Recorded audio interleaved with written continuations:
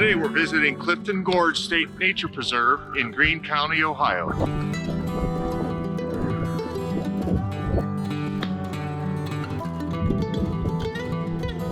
I'm here along the north rim of Clifton Gorge State Nature Preserve, and we're going to walk today through the section of Clifton Gorge known as the Narrows. It's an awfully cold day. It's 8 degrees Fahrenheit out here right now, but it's a beautifully sunny day. We've got a little bit of new snow, fresh snow, and I thought this would be a nice day to take a brisk walk in Clifton Gorge and show you a few highlights here. All right, so let's go.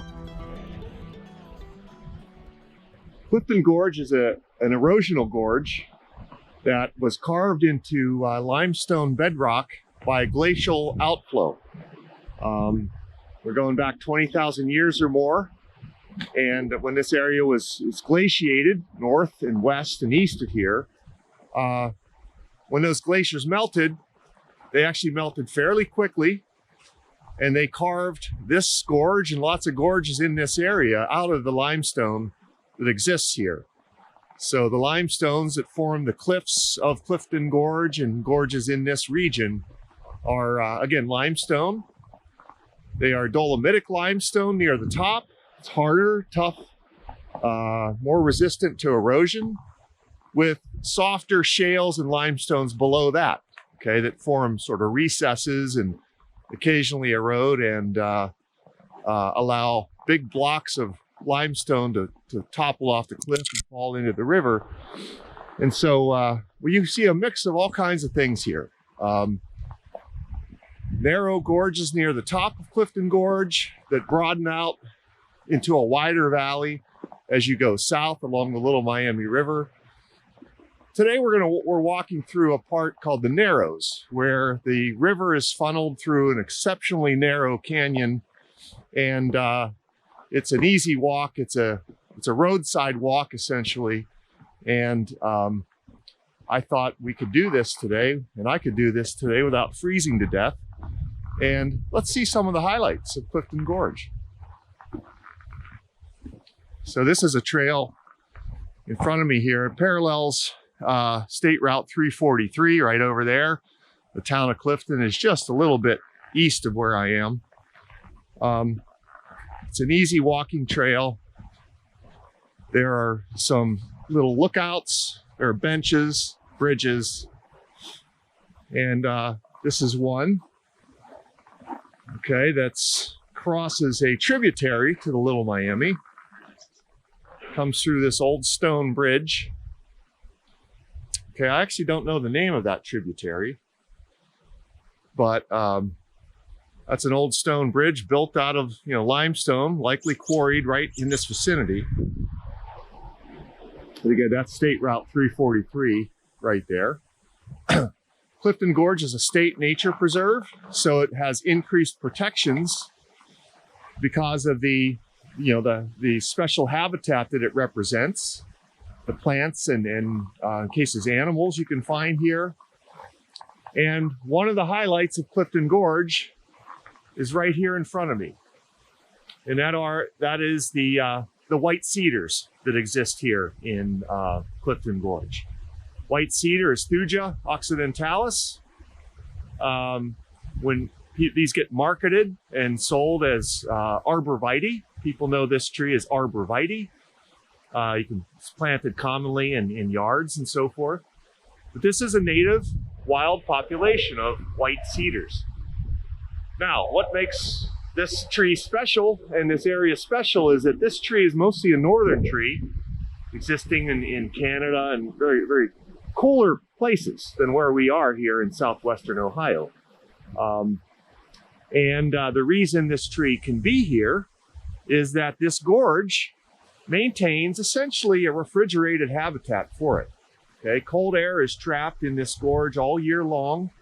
Today it's a deep freeze, but even in the summer, the temperatures in this gorge are going to be several degrees cooler than the surrounding air temperatures outside the gorge.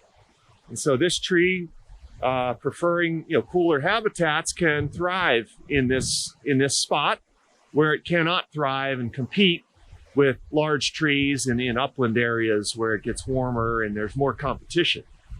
So The white cedars of Clifton Gorge are one of the key features that you'll see when you visit this area. Of course, along with the cliffs, which are lining the river here. These cliffs are about 40 to 50 feet tall, I think, at their highest. And, that river is, again, the Little Miami River. This eventually flows to meet the Ohio River a little bit east of Cincinnati. And so this is the upper reaches of the Little Miami River. But again, white cedars, these trees can be exceptionally old. A lot of these things you could consider to be old growth trees, and cliffside habitats to be old growth forests. So I saw a talk once by a researcher who studies cliffs, and they aged a white cedar that was growing out the side of a cliff in Canada, and it was only about about an inch, couple inches in diameter, and the tree was 500 years old. All right, so these trees can be exceptionally old, even though they're not giant trees. The one in front of me actually is pretty large. So what you're looking at here are old growth trees. When you see these white cedars growing out the sides of these cliffs. Okay, so white cedar line Clifton Gorge. And these white cedars, again, they've given rise to a lot of place names around here. So nearby we have a town called Cedarville. Okay, for example, Cedar Cliff School. This spot is called the Cedar Garden Overlook. Okay, just a little deck built on the edge of the cliff, allowing you to get a little closer.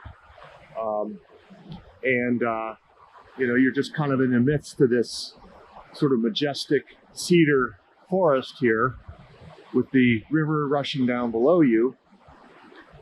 But interestingly, there's some signage here that describes how cliff faces and cliff edges are also refuge for prairie plants, oddly. You think of prairies as wide open spaces, tall grasses and herbs and things. Well, these cliff edges, because they maintain a little bit of openness, because the river's over there to keep there's always going to be an opening over the river. These cliff edges are sort of little refuges for prairie plants. So you can oddly find prairie plants growing on these little edges, these rims of the cliff, and which might surprise you. But cliff edges can be refuges for prairie plants that normally would exist in big wide open prairie areas. So that's one of the features you can see here. We're not seeing any of this right now, but if you were to come back in the summer, you'd be able to see some of these plants that exist here. Okay, another tree I wanted to point out though while we're here is, again, the white cedars are surrounding me. Okay, they're all around me here. But there is another cedar here as well. Now, white cedar, before I show you that, white cedar has very flat, soft needles, okay, or leaves, very pliable. The other cedar is one commonly called red cedar or common juniper. Okay, I'm reaching out a little bit here, but this is common juniper, Juniperus virginiana. And it's actually not a cedar at all. All right, it's a juniper, and but it exists here. These two look very similar, but if you see them side by side, you can see that the white cedar has these broad, flat needles, soft, flat needles, where juniper has much more spiky, and their young needles are very spiny. In fact, okay, they're sharp and will prick you. But red cedar's growing here as well. There's a nice big example of a red cedar right over here I want to point out. This one's got to be old. These also can grow to be very old if they're grown in the open and they have space and light. So this is an old red cedar, common juniper here. Okay. And now this plant can't compete. It's an early pioneer in old fields and things like that. It grows vigorously for a while, but as soon as hardwoods and things move into an area, it generally can't compete and will die out. when it's under competition like that. So this one of this size and age is here because this is an opening at the edge of this cliff that's allowed it to get enough light to thrive. So this is a species that needs a lot of light to survive, can't compete in the long run, but can live a long time if it's in the right spot. I've retreated indoors on this freezing cold January day to take a little closer look at red cedar in contrast to white cedar, the two trees that I pointed out in Clifton Gorge. Both commonly called cedars, and interestingly, neither of them is a true cedar. Okay, so on your left, first of all, the foliage you see on on the left is of red cedar, Juniperus virginiana. And it's indeed not a cedar, it's a juniper. It's true cedars are Middle Eastern kinds of trees, and we don't have those here in Ohio. So this is red cedar. As I pointed out in Clifton Gorge, the foliage of red cedar is kind of spiky, more needle-like than white cedar. Very aromatic. I've taken these little branches off of trees in my backyard, so I didn't damage any trees in Clifton Gorge. But you can really smell the volatile terpene-based compounds coming off of this tree right now. And of course, that's one of the reasons we like cedars, for the aromatics that they give off. We use cedars, both white and red cedars, for cedar chests. We use them for fence posts, even little cedar shavings we put into animal cages, to keep down on bad smells and all that sort of stuff. And that's because of the volatiles that they produce and release after they've been damaged or chipped apart. So red cedar is called red cedar partly because the heartwood of red cedar is quite reddish. Now, this is a fairly small branch from a red cedar in my backyard that I've shaved a little bit to reveal the sapwood, the heartwood. And it is reddish to my eye. I'm not sure how well it'll show on camera here, but they get a lot redder than what I'm seeing. This is a fairly young branch again, and the older, the larger the trunk or the log, the more reddish it will get, the more heartwood it will contain. Okay, so that coloration of the heartwood is where red cedar gets its name ultimately. Okay, now the other thing that red cedar is used for, again back to those aromatics, is it's often used as a flavoring in things. Most notably, the berries of juniper, which aren't true berries, by the way. Okay, red cedars are conifers. In their gymnosperms, they make cones, not fruits with seeds. But the kind of reproductive structure that red cedar makes is commonly called berries because it's a fruit-like structure. It's not a true fruit, however. But nonetheless, I don't have any of those in front of me here. But those berries are used to flavor a lot of things, and most notably gin. All right, so gin gets its evergreen aromatic flavor from juniper berries along with some other herbs and spices. Okay, so that's its claim to fame. Those same aromatics give cedars a lot of antimicrobial properties. So we use these things for fence posts and fence rails and things like that because they're really resistant to degradation. Okay, they can last a long time. As long as they stay relatively dry, they can really last and stand a long time. All right, now on the right is white cedar, Thuja occidentalis. And as I pointed out in Clifton Gorge, it's much softer and it has flat needles. They're completely flat, smooth. They're not spiky at all. Again, very flexible. From a distance, sometimes you can confuse these two trees when they're large. But once you get up close and look at them side by side, you can see the difference quite easily. Okay, now the other thing about white cedar is it's partly called that because it's a little bit lighter in color. Its wood is a little lighter in color. This one at this stage, this age, is not so different than the red cedar twig there. But the wood is thought to be a little lighter in color. And again, like red cedar, we use white cedar for cedar chests and stuff like that as well. In my view, it's not quite as aromatic as red cedar, but it is also aromatic. Okay. And now, both of these trees are also planted ornamentally. When they're planted ornamentally, people tend to call white cedar arborvitae. And so there's a lot of cultivated varieties of arborvitae. And there's also cultivated varieties of red cedar as well. And again, a difference in their ecology, basically, as I described out there in the gorge. Red cedar is a pioneering species, very common, very widely distributed across the eastern U.S., and occupies old fields, comes in quickly. Birds move those juniper berries around quite a bit, spread the seeds. And so it can spread pretty quickly as long as it has enough light, grows quickly, but it can't compete in the long run with hardwood trees. So it eventually dies out as other trees come in, maples, tulip trees, oaks, what have you.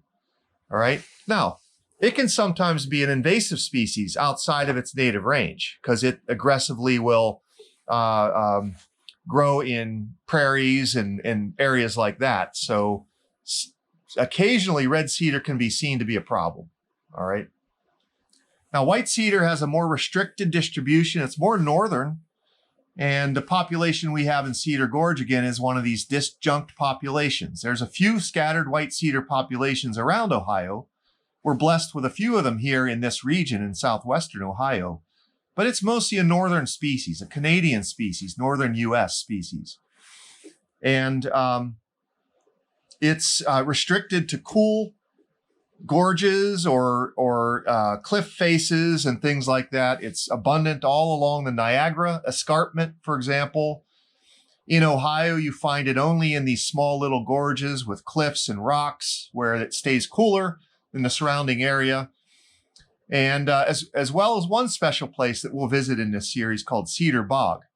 And so I'll save the rest of my description about that place for that episode. But we are blessed with a few populations of this species in this vicinity where we are right now. Okay, so that's just a little bit more about red cedar and white cedar just to supplement what we saw out there in the field. There are a number of other special plant species that exist here in Clifton Gorge and are otherwise rare in this area. And that includes eastern hemlocks. So I did an episode somewhat devoted to hemlocks at Clear Creek Metro Park, but there is a very small, what you'd call disjunct population of eastern hemlocks here in Clifton Gorge. And when I say small, a student and I have studied this population, and there are exactly 15 large trees remaining, and some small trees. But across the gorge from me there is one. This is the northernmost single tree up the gorge. Most of them are downriver from here, but that's an eastern hemlock. And I call this a disjunct population because this tree and this population is far removed from the nearest other hemlock population in Ohio. You've got to go 2 hours southeast of here to get to the next naturally growing eastern hemlocks. So again, the reason this tree exists, it also prefers cooler habitats, and it's because of the gorge. This gorge produces the kinds or maintains the kind of temperatures that this tree needs to survive. It doesn't like hotter, drier areas, conditions, and it's hanging on in Clifton Gorge on the cliff edges and in a few riverside places downstream. So that's a special feature of Clifton Gorge as well, this disjunct population of hemlocks. Again, only 15 large trees remain. There's a little bit of natural reproduction occurring. There are some young ones, but not that many. And so the future of this population is is uncertain, just simply because of its size. Okay, another feature, which I'm not sure that we'll be able to see well today, is called Canada yew trees. Yew, Y-E-W. Yews are common hedge species that people grow in their yards and along, buildings and streets. And here, Canada yew is a cliff-hugging small shrub that sort of hangs and off these cliff faces. It's also an evergreen. It's one of Ohio's native evergreens, pretty rare around the state. But we also have that here in Clifton Gorge, and I'm not seeing it right here. If we do get close to it, we'll talk about it. Here's another little overlook. And this one is called the Pool Overlook. Okay. All right, now this spot has a legend associated with it, if you were to read the sign here. And that is in 1778, when Daniel Boone and his cronies were sort of exploring and occupying this area, they would have occasional run-ins with the Native American tribes, American Indian tribes in the area. And the legend has it that one of his party members, Cornelius Darnell, leapt over this gorge to escape, his pursuers. And that's kind of a tall tale, perhaps, the kind of you get back to camp and tell everybody that, yeah, I escaped the Indians by jumping over Clifton Gorge. But nonetheless, that's the legend. And, there's some spots along this. It's so narrow here along this particular part of the gorge that you could envision somebody with the adrenaline pumping, leaping across the gorge and maybe grabbing onto trees and things on the other side and scrambling up the other side. So, if you're being pursued and your life is at stake, you can do superhuman things. And so that's the legend of this particular spot, is that Cornelius Darnell leapt over the canyon and fled to safety. Okay, one thing I'm seeing at this spot too, distance there a little bit, and with this white cedar right below me, is this phenomenon that plants do called gravitropism. And that is that they will, reorient themselves in the direction of, relative to gravity's pull. And so there's a cedar over there where the forces of gravity are trying to knock it over, pull it down, but it's grown, basically in a hook-shaped fashion there at the base so that it can still point up to the sun. Okay, so that tree knows which way is up, even though gravity's trying to pull it to the side, and it will grow in a way to reorient itself and remain upright. That's called gravitropism. Shoots grow up generally, roots grow down, because they can actually sense gravity in cells of their stems and roots. All right, so they can sense gravity and grow in response to it. In this view, from this little overlook, across the river from me, this might be the best spot to see this, is the majority of the hemlock population, the large hemlocks. They're very difficult to actually see in the summer when the hardwoods have their leaves out. They get obscured by the hardwood leaves, and they sort of blend. You don't know if they're the white cedars or something else, but right now you can see there's a small grove of 4 or 5 or 6 trees over across the river in front of me. And again, I had a student study this population to see how it was doing, look at their age structure and count them and do a demographic study. So some of those trees are quite old. The oldest one that we aged through coring was 232 years old. So they are indeed old growth trees. Well, down below me in the canyon are some of the more famous views of Clifton Gorge that people often come to see and photograph, where the entire Little Miami River is funneled through a little chasm there that's maybe only, 4 feet wide. So the entire river is moving through a notch in this rock. It might be 4 feet wide. And so this spot is often photographed. Not sure how well it's showing on the GoPro video here, but And it's moving pretty fast today. There's a pretty good volume. We've had a lot of rain preceding this snow that you see. So there's a lot of water moving today. But this is always nice any time of the year. Winter's always a beautiful time to look at it because it's more open than in the summer. But summer's beautiful too. Here we are, we're over top of it right now. Okay. See the overhanging cedars there. And then looking downstream, see how narrow the canyon is there. It's also quite deep. I understand that pool where the fellow supposedly jumped the gorge might be 15, 20 feet deep in that very spot. A lot deeper than you might think. All right, so there's the falls at Clifton Gorge.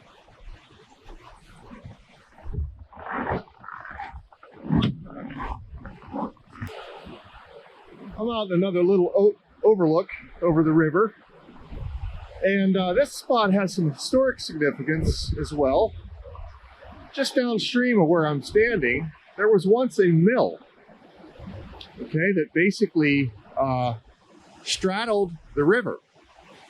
And there are a lot of mills along this river. Clifton Mill is still in operation. It's sort of a tourist attraction. It is an operating mill, and but it also has a restaurant and so forth. That's just north of me about half a mile. And but there were mills, paper mills, grain mills, cloth, textile mills scattered along this river through history in the 1800s in particular. And another one downstream is called Grinnell Mill. There's still a historic building there as well. It's now a B&B. But this one was called the Patterson Mill, and it straddled the river, which sounds like a recipe for disaster. But again, there's a little bit of signage over here describing this, but this mill actually lasted for over 60 years. And so, you know, they apparently built it in a way that it survived quite a while, but it eventually got flooded out and they didn't rebuild it. But if you look at the rock below, you may not be able to see this very well, but there's still some evidence of some of the post holes that were carved into the rock for the support structure to hold the mill upright. So the mill was literally right in front of me here at one point. And that's all you can see today is the few holes carved in the rock where the mill stood. As I mentioned, Clifton Gorge is a state nature preserve. So the portion of Clifton Gorge I've been walking on is a publicly accessible trail, but across the river behind me is the nature preserve part of Clifton Gorge. There's, I think, 200 some acres, maybe not quite that large, but a number of acres over there that are inaccessible without a permit. You're also not permitted to go down into the gorge or fish or boat through this area. So it's intended to be protected and enjoyed, appreciated, and studied. Okay, we've gotten permits in the past to study Clifton Gorge, but it wasn't always like this. Okay, there was a time when Clifton Gorge was in private hands, and it was actually a little roadside attraction.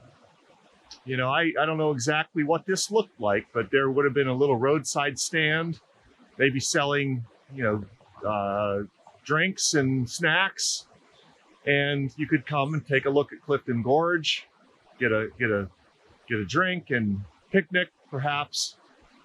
But one thing that was here as a feature was a black bear, a pet black bear. So we're outside. Well, historically there would have been black bears here. There are not black bears in this area at the moment. Occasional strays once every 10 years come into this county, but they're rare.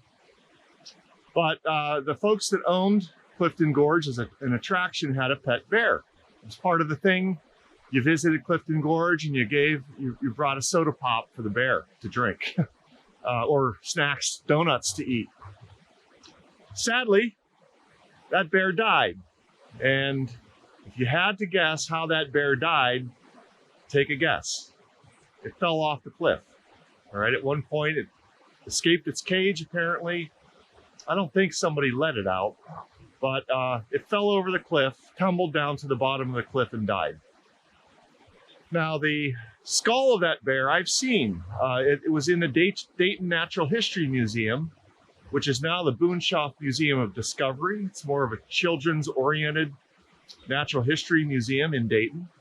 But that museum maintains the skull of that bear, and I've seen it. So that's kind of just an interesting piece of lore about this spot and its former, use. People, of course, used to climb in the gorge, climb the walls. They used to swim in the river. And of course, those sort of activities can get destructive after a while. So they banned all of that, created the state nature preserve, and it's now under, protection in that regard. It's a great place to visit, though. It's an easy walk.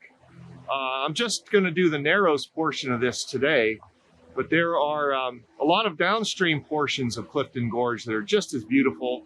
And I'll take a walk through that area, probably in the spring or summer, when the wildflowers are blooming. But that's just a little bit about Clifton Gorge, and I'm glad you joined me today because it's awfully cold out here. Makes it worth it for me. Okay, take care.